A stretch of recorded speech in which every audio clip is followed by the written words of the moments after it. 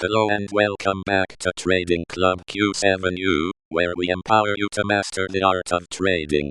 I'm your lead educator today, and I'm excited to share with you insights that will simplify the complex world of candlestick analysis. Let's start with what candlesticks represent. Each candle represents a specific time frame in the market, like 1 minute, 5 minute, or hourly bars, depending on your trading time frame. The body of the candle represents the price movement during that time frame. If the body is green, it means the price has moved higher during that time frame. If it's red, the price has moved lower. Now, let's get to the juicy part. The wicks, or shadows that extend from the top and bottom of the candle represent the price movement within that time frame, but in a different time frame. Think of the body as the speed of your car, and the wicks as the speed limit on the road. They define how much room you have to move within that speed. To further illustrate this, imagine a stock's price at 50, and it's been trading within the 4,951 range for the last hour. The candle will have a red body, but the wicks will show that there was some buying activity above 51, and some selling pressure below 49. This helps you understand that the price is still moving, but it's also facing some resistance and support levels. Now, let's talk about inside bars and outside bars. An inside bar is when the price action within that time frame is contained within the previous bar's body, or wicks. It's like driving on that speed limit road, you're staying within the lines. On the other hand, an outside bar is when the price action extends beyond the previous bar's body, or wicks. It's like driving on that same road, but you're now driving over the speed limit. Keep in mind that sometimes an outside bar might look like a continuation of the previous trend. If that's the case, the outside bar is not always a breakout. However, if the outside bar is accompanied by other indicators, such as the volume rising, or other chart patterns, that's when you can start to consider it a breakout. Beginners often make mistakes when interpreting inside and outside bars. They tend to focus too much on the color of the candlestick, and forget to consider the context of the compression. They might also overlook the strength and momentum behind the outside bar, or the previous inside bars. Remember, context is key. Look for patterns, trends, and other supporting or opposing indicators before making a trading decision.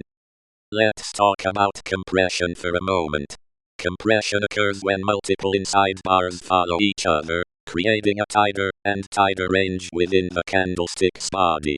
Think of it like driving through a narrow tunnel, and each inside bar acts like a wall, pushing the price back into that narrow range.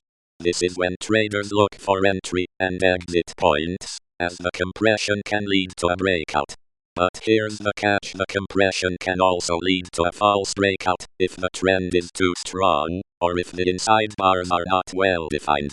Don't get too caught up in chasing a breakout. Make sure you're aware of your risk-reward ratio, and that the trade aligns with your overall strategy. Now, for your homework, I want you to practice identifying inside and outside bars on a demo chart or paper trading journal.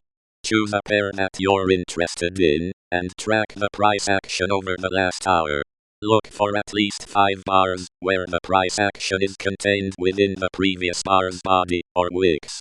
Next, identify when the price action breaks out beyond those boundaries. Analyze the compression and the strength behind the outside bar, as well as any other indicators that may be supporting or opposing the trend. Write down your observations and questions, and get ready for our next lesson. To recap, inside and outside bars are essential components of candlestick analysis, and compression occurs when multiple inside bars create a tighter range. Traders look for entry and exit points when breakout happens. Remember to analyze the context, not just the candlesticks themselves. Practice identifying these patterns on a demo chart or paper trading journal, and don't hesitate to reach out if you have any questions. Before we wrap up, I want to leave you with a final thought. Trading is all about making informed decisions based on patterns and probabilities. Don't be a slave to the predictions of others or promised riches. Stay informed and stay disciplined. Practice consistently, and you'll be well on your way to mastering the art of trading.